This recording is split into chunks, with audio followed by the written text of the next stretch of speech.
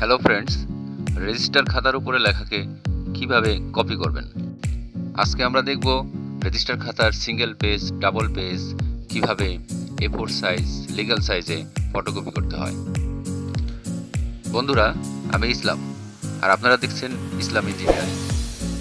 এই চ্যানেলে নতুন হয়ে থাকলে প্লিজ সাবস্ক্রাইব করে বেল আইকনটি অন করে দিন, যাতে পরবর্তী নতুন ভিডিও পেতে পারেন। আমরা সর্বপ্রথম রেজিস্টার খাতার এক সাইড ফটোকপি করা দেখব। যেহেতু এক সাইডের মাপ লিগ্যাল সাইজের পেপারের সমান, সেহেতু প্রথমে লিগ্যাল সাইজের পেপারে আমরা কপি করব। রেজিস্টার খাতার যে পেজটি আমরা ফটোকপি করব, সেই পেজটি উপরের বাম কর্নারে আড়াআড়িভাবে বসাবো।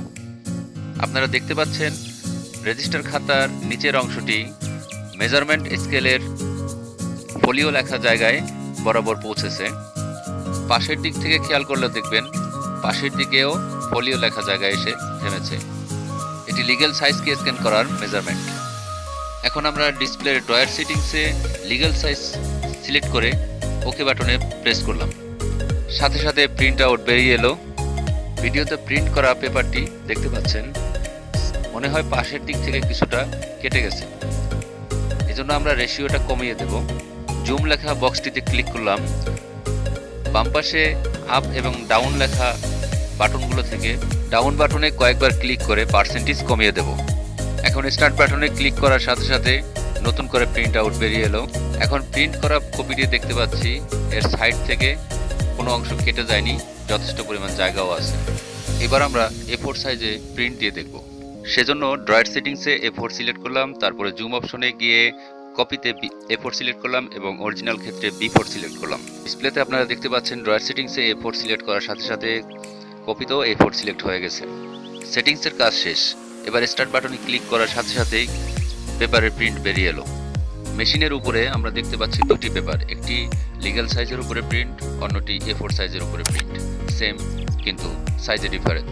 এখন আমরা সেম কাজটি করব A4 পেপারে বোথ সাইড। সেজন্য আবার ড্রয়ার সেটিংসে A4 সিলেক্ট করলাম, সিমপ্লেক্সে গিয়ে 2x2 সিলেক্ট করলাম, জুম অপশনে গিয়ে অরিজিনালে B4 সিলেক্ট করলাম, কপিতে A4 আগেই সিলেক্ট করা আছে। স্টার্ট বাটনে ক্লিক করার সাথে সাথে এক সাইড স্ক্যান হয়ে গেল। এবার আমি খাতাটি আবার উল্টিয়ে অপর সাইডটি স্ক্যান করব। খাতার ওই পেজটি উল্টিয়ে আবার অপর সাইড গ্লাস প্লেটের উপরে সঠিক জায়গায় বসিয়ে দিলাম। এবার স্টার্ট বাটনে ক্লিক করি, তারপর ফাইনালি ডিসপ্লের ফিনিশ বাটনে ক্লিক করলে প্রিন্ট আউট বেরিয়ে আসবে।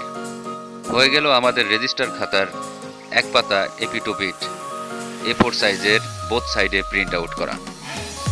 এবার আমরা দেখব পুরো রেজিস্টার খাতার ফুল সাইজটি, অর্থাৎ উভয় পেজ একই সাথে A4 সাইজে কীভাবে প্রিন্ট দেওয়া যায়। সেজন্য আগে আমাদের জানতে হবে খাতাটার মাপ কতটুকু। আমি জানি খাতাটির মাপ A3 সাইজের পেপারের সমান, সেজন্য A3 সাইজ পেপার কিভাবে প্রিন্ট করতে হয় সেভাবেই আমি উপর করে গ্লাসের উপরে বসালাম। খাতার সাইজটিও গ্লাস প্লেটের উপরে মেজারমেন্ট মাপের A3 সাইজের সাথে মিলে আছে। খাতার নিচের অংশ একটু বাড়তি আছে, সেজন্য সেটি ঠেলে উপরের দিকে উঠিয়ে দিলাম।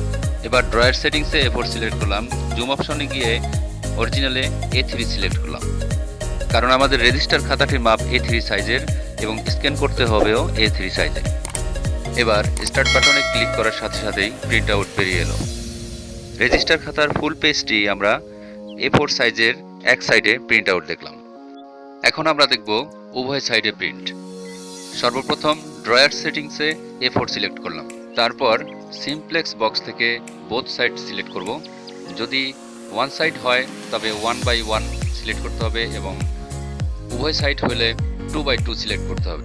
এরপর জুম অপশনে গিয়ে অরিজিনাল সেকশন থেকে A3 সিলেক্ট করলাম। কাজ শেষ। এবার স্টার্ট বাটনে ক্লিক করলাম, সাথে সাথে স্ক্যান হয়ে গেল।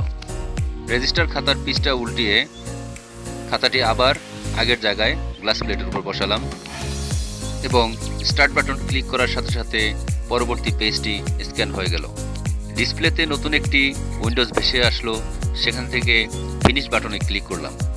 আমরা দেখতে পাচ্ছি ফটোকপিটি প্রিন্ট হয়ে বের হয়ে আসছে। এই হলো আমাদের ফুল লেন্থ এবং ওয়াইডের রেজিস্টার খাতার ফটোকপি। ভিডিওটি ভালো লাগলে বা উপকৃত হলে লাইক করবেন, কমেন্ট করবেন, পারলে শেয়ার করবেন এবং সাবস্ক্রাইব করে রাখবেন, যাতে পরবর্তী নতুন নতুন ভিডিও পেতে পারেন।